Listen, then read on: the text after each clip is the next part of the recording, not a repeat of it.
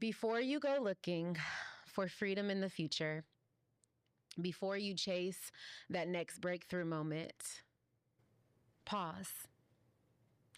What if freedom isn't something you find one day, but something you return to every day?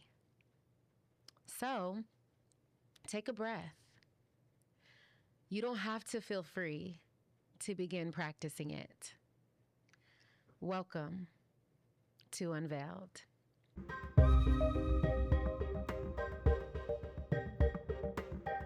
Hey, y'all. Welcome back to Unveiled, the podcast. This is the space where masks fall, truth rises, and your most authentic self gets to come forward freely. I'm your host, as you know, Taylor Picot, and today we are having another real conversation as we dive into something that I believe we don't talk about enough: the practice of freedom. Oh, yeah, there's a practice to it.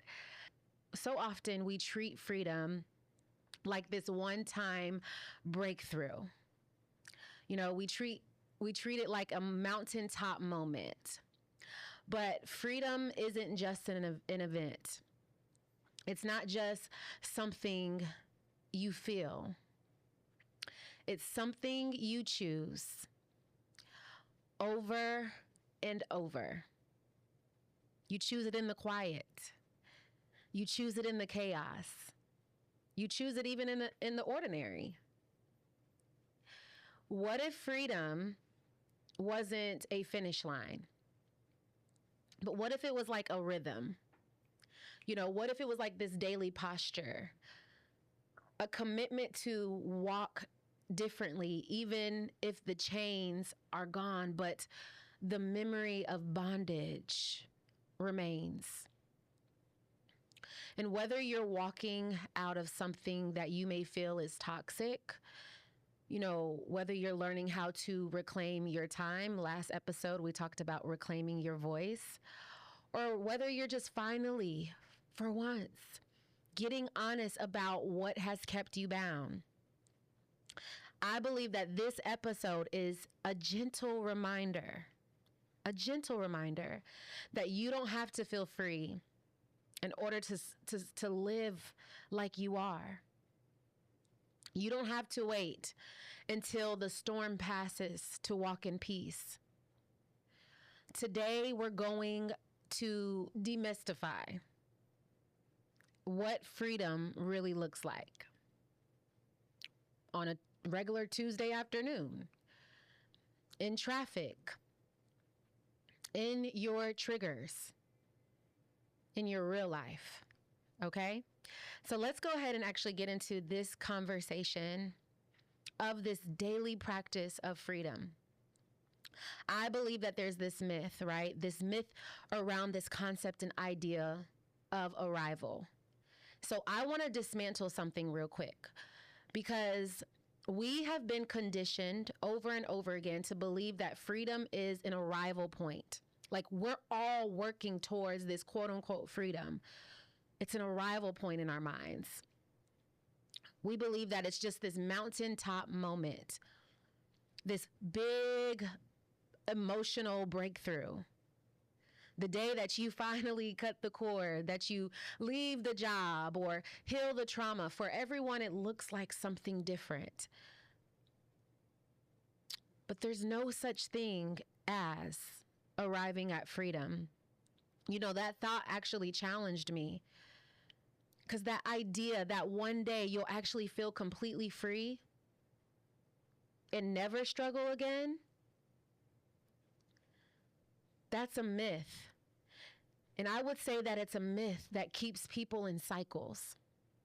This myth of arrival, what it tells us is it tells us that once we get there, that we will never experience the struggles that we do, that we're finally, when we arrive to freedom, we'll be exempt from all of life's challenges and all of life's struggles. But real freedom, hear me, real freedom doesn't mean the absence of struggle. It means having the power in the face of it. Perspective. Here's the truth. Freedom is less about where you are and more about how you choose to respond to where you are. Because most of life isn't lived on this mountaintop. I would say that it's lived and experienced in the middle. And freedom isn't perfection. You know, it's practice. This is a daily practice. And some days that practice looks like trying again. Some days it looks like choosing peace, even when anxiety knocks. It's repeating the truth over and over and over again. You may not believe it the first time, the second time, or however many times, but it's repeating the truth. It's reminding yourself that slipping doesn't mean you're back in bondage. Some days it is setting boundaries, even when you feel guilty. I've struggled with this for a very long time. Setting boundaries without feeling guilty about them. Being able to speak up even when your voice shakes. Letting go of what used to define you. It means that you're actually human. That's what freedom means. Truth. Here's a truth. If you need everything around you to change in order to feel free, can I tell you something? You're still a prisoner to your environment. If you need everything around you to tell you. But then we get an opportunity, but then we get an invitation, but then we get a moment to reframe this thought that freedom is the absence of struggle.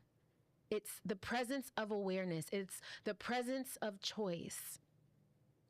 You know, I've been doing some research, and in trauma-informed psychology, the nervous system tends to confuse familiarity with safety. So even if bondage is like painful, or if it feels safe, or, you know, because it's known, you know, that feeling is known. And this is why cycles actually repeat themselves.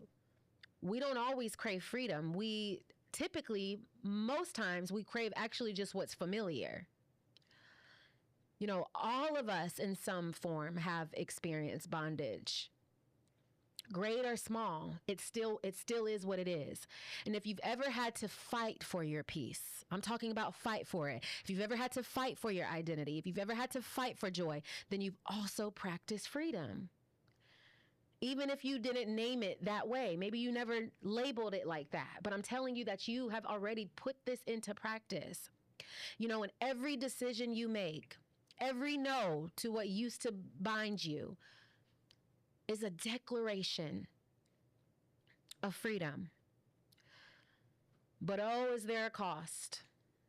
There's a cost to freedom, and nobody tells you this up front, but freedom can feel like loss before it feels like joy. It's the loss of people who were tied to your dysfunction based off a certain identity that you had. It's the loss of routines that made you feel like you were in control. The grief of maybe leaving what was familiar, even when it wasn't good for you. How oftentimes do you stay in something knowing that it's not even good for you? We often confuse freedom with doing what we want. But let me tell you, true freedom is found in doing what aligns with who you really are. We've been talking about this journey back to who you are, even when it's uncomfortable. You see, bondage, let me challenge your perspective here, because bondage is predictable, but freedom, it's unfamiliar. You actually have to learn how to live free. Like, you literally have to learn how to live free. We're often more familiar with being stuck than being sustained. right? So when we begin walking in freedom, we usually at first we second guess it. We go back, we reach back, we sabotage, we do all the things. Why is that the case? Why is there this resistance? Because the brain is wired to seek familiarity. You know, neuroscience teaches us that our brains build patterns. It's called neural pathways. They're like automatic responses to what we know. If your body is used to being in survival mode, like that has been me my entire life, freedom feels unsafe at first. But then this truth that our brains thrive on structure and habit. The prefrontal cortex is responsible for our decision making and impulse control. It strengthens when you create repeated, redundant patterns of discipline, of habit. And the more you practice choosing freedom, that can look like boundaries, that can look like honest rest, turning down maybe what no longer fits as you evolve. The more your brain rewires itself toward peace and tranquility. You know, in spiritual practice, this mirrors the fruits of the spirit, right? Some of you may know self-control, patience, peace, love, all these things, right? Not performance, but alignment. Freedom requires a rhythm. Here's the sacred part. Galatians 5:1 says, "It is for freedom that Christ has set us free. Stand firm, then, and do not let yourselves be burdened again by a yoke of slavery, bondage." This isn't just a religious idea. It's rhythm. It's yet another invitation to alignment. You know, this verse alone shows us that we're not born to stay stuck, but yet so many of us remain stuck. It reminds us that we were designed to live free. And that means, you know, free from the weight of, for someone like myself, from constant performance, free from even needing everyone's approval and validation all the time, free from the past that tries to name you. It tries to creep back up in your mind and in your heart and in your life. You know, faith teaches us that God's native language is freedom, not control, not shame, not perfection. But then there's this universal truth. Even if you don't yet subscribe to this faith that I'm speaking of, freedom is still a language your soul understands. It understands it. Something in you has always been calling you home. It's actually how, like, your nervous system relaxes. It's how you give yourself space to breathe again. It's how your body stops clutching. It's how your mind begins to release. Freedom is very psychological, very much psychological. When you live in alignment with what's true, you regulate. When you live in alignment with what's true, you rest. You come home to yourself. And what is home? It's peace for some, it's integrity, it's wholeness. You ultimately have to define what is home.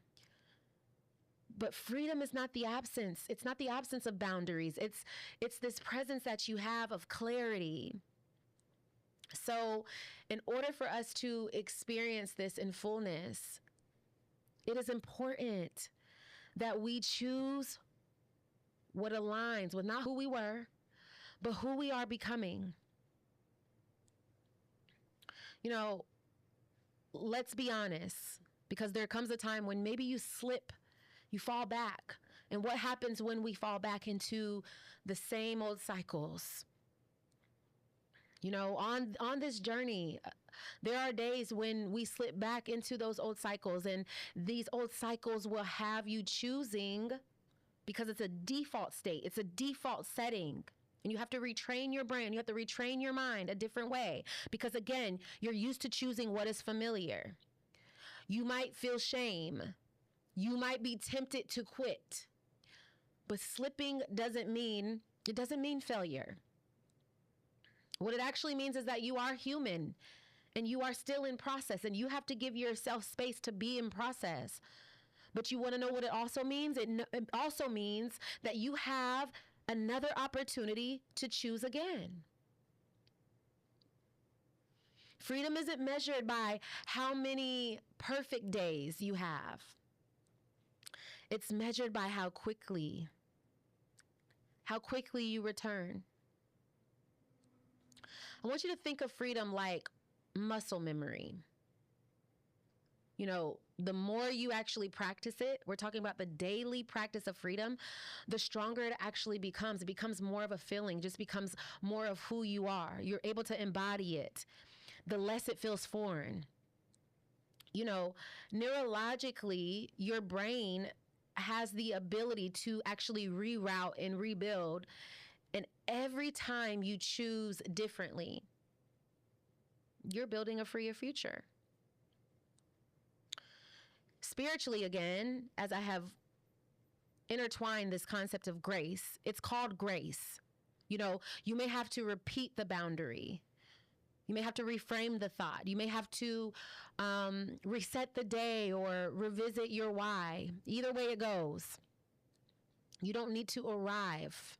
I want to dismantle the lie that you have to arrive in order to be free. But what you do need to do, you do need to return. You need to return to the truth. You need to return to grace. You need to return to the rhythm. And all that really is, guys, simply put, is just choose again. You know, I've been talking about it from one episode to another, but 2 Corinthians 3:18. And we all, with unveiled face, beholding the glory of the Lord, are being transformed. Are being transformed. Every time you choose honesty over hiding, every time you choose alignment over approval, every time you say, this no longer fits me. You know, it's actually okay for something to no longer fit you. And every time you say it, guess what's happening? Transformation. You're being transformed. Freedom is the unfolding. It's the unfolding of who you actually are beneath the expectations that you put on yourself, beneath the pressure and beneath the performance and all of the things. You don't have to reach this mountaintop to feel the freedom, to be holy, or whatever you would say. But what you do have to do, there's a prerequisite. That prerequisite is honesty. You have to be honest. You have to be real. That is the real unveiling that I'm talking about, that I'm speaking of. And God, he doesn't just give freedom. You know, he's the one that actually sustains it. It's not about trying harder. Freedom is not about trying harder. It's about learning to live from a different source. It's not about being perfect. It's about returning to what's true over and over again. God doesn't shame you for slipping. I'm sorry if you think that he does, but he invites you back every time with grace. And even if you are still on your path of seeking, I need you to hear me. I need you to hear this. You are worthy of freedom. We were not made to live stuck. You were not created to live caged. Your voice, your body, your joy, they were made to move freely. And the more time, the more you return to it, hear me,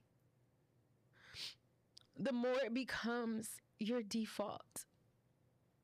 You deserve that.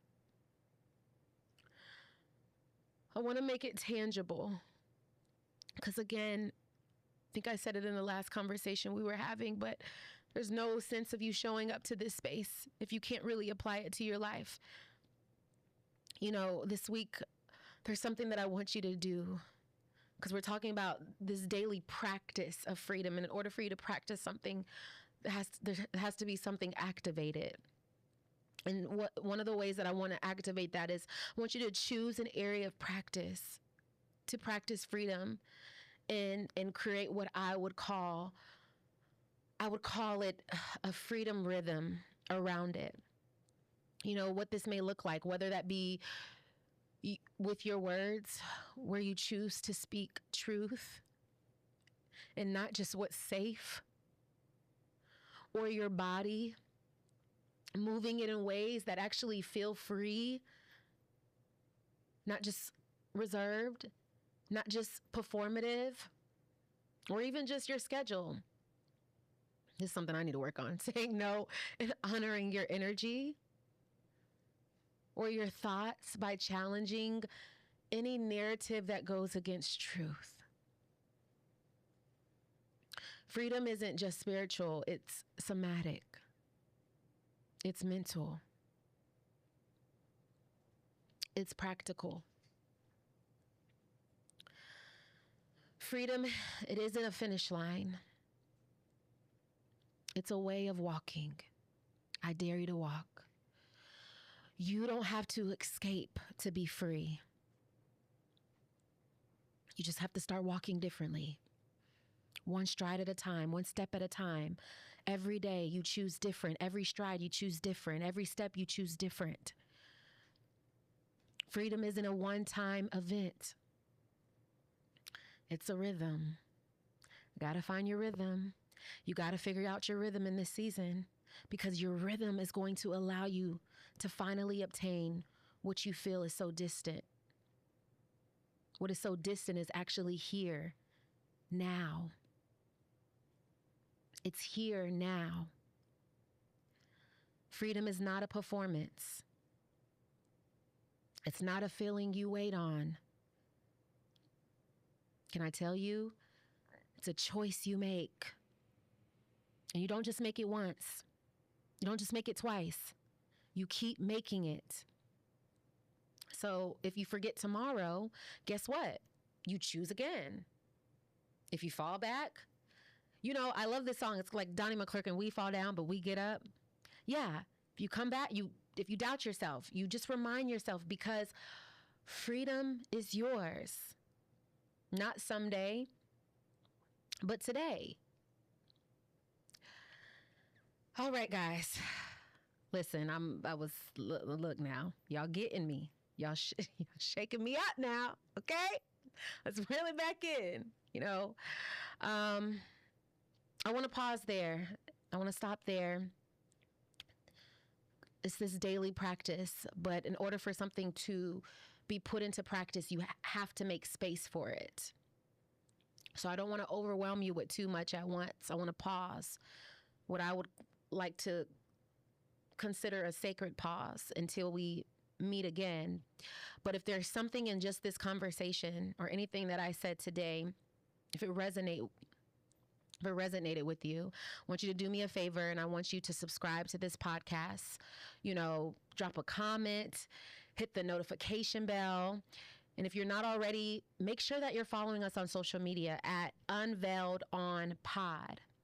Okay? Unveiled on Pod. I want to thank you for walking this road with me. I'm your host, Taylor Picot, and this is Unveiled, the podcast, where we drop the mask, face the truth, and live free daily. Until next time, I want you to do something. I want you to walk honest. I want you to walk free. I want you to walk unveiled.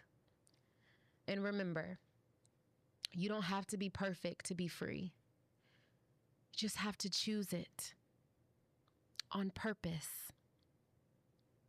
Again and again and again.